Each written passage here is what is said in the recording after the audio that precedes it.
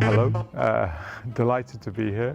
My name's Indy Johar, I'm from Dark Matter Labs, and the keynote in the conversation today for me was about actually we're a much more fundamental transformation in our relationship with the world. Our relationship with the world over the last 400 years has been constructed out of an idea of object and subject, where we've been separated from the world, both conceptually but also structurally, but also in every relationship, every institutional framework. So the idea of property rights is an act of detaching and abstracting ourselves from the world, and that manifests all the way through, whether it's in sort of Newtonian physics and object physics, all the way through to language, which is the focus on nouns. These social imaginaries have constructed a worldview which allows for actually a form of violence.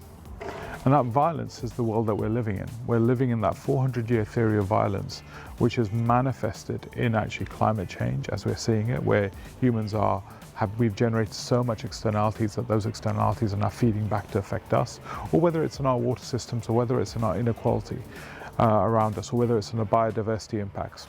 So the talk to me was about actually looking at the basis of that relationship and then starting to say, how do we have a much deeper transformation? Because this is not about addressing climate change. This is about fundamentally reimagining our relationship in the world, recognizing we are interdependent with it, recognizing that interdependence exists not only just between you and me, but me and the world, and me and the future, and me and the things and the planet around us in a much more fundamental level. That sounds kind of imaginary and sort of utopian, but the reality is that that reality has to be recoded into our institutional infrastructures, into our theory of money, into our theory of property rights, into our employment contracts.